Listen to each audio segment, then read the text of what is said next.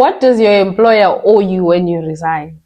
Welcome to yet another episode of Career Biz Mzansi, a platform where we take everything careers, entrepreneurship, and overall self-development.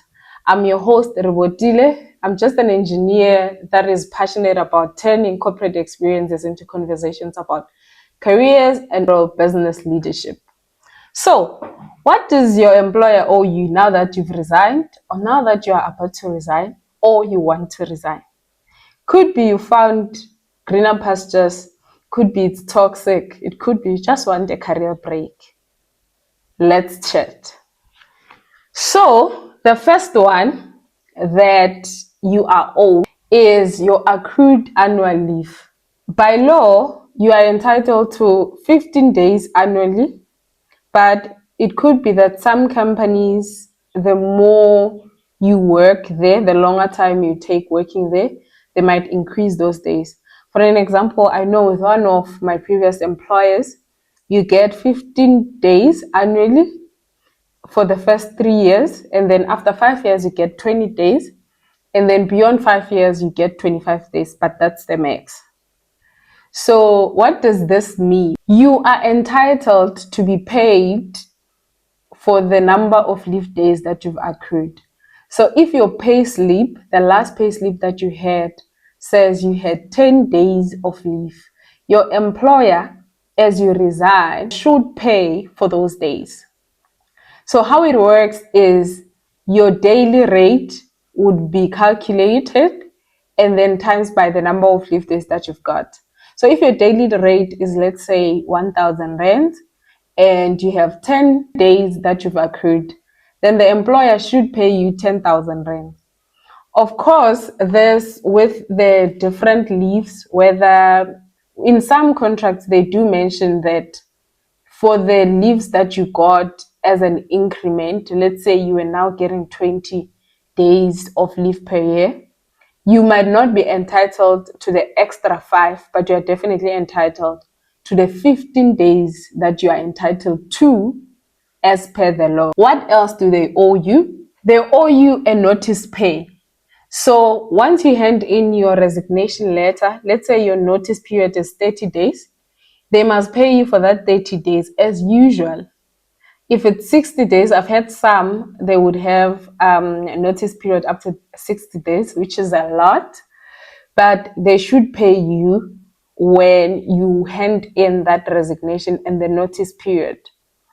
However, if the employer decides that we are fine with your services, you don't have to work your notice period. Your employer, again, still needs to pay you for the notice period because you were willing to work and the employer decides to waive the notice period. The third point is if you decide that you are resigning with immediate effect, especially in South African context, we don't have immediate resignation, resigning with immediate effect. You would be breaching your contract. What then happens is your employer definitely will not pay you for the notice period that you did not work for or even honor. In some extreme cases, some employers may even claim for operational damage since you are leaving immediately and they need to make plans to meet their KPIs. What else do they owe you? Bonuses and commission. So with bonuses, they usually work as per company policy or even the contract that you've signed. For an example, I know with my current employer, the bonuses are usually paid, those separate from 13th check. The performance bonuses are usually paid around March yearly. If you leave before March, unfortunately, you forfeit your bonus, even though it's based on the previous year performance.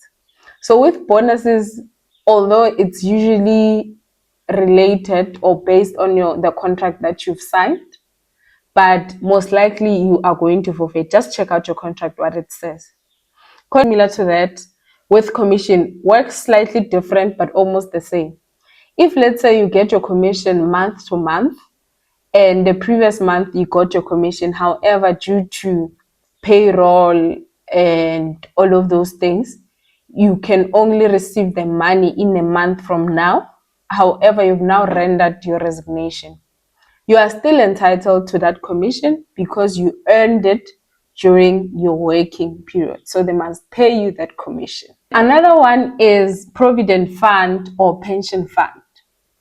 This one, it is yours. It is usually administered by a third party, an external party. Your employer and yourself probably contributed to it. In some instances, it's only the employer that contributed, but it is still yours. So you are entitled to the entire amount from your provident fund, obviously observing tax.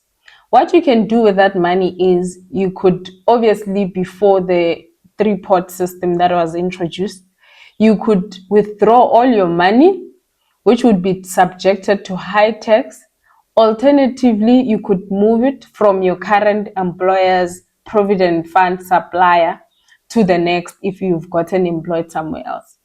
Obviously, although there's tax when you withdraw, but if, let's say for an example, you're taking a career break or for whatever reason you're no longer working, it only makes sense that you take out the money even though there's high tax, because in any case we all get taxed, right?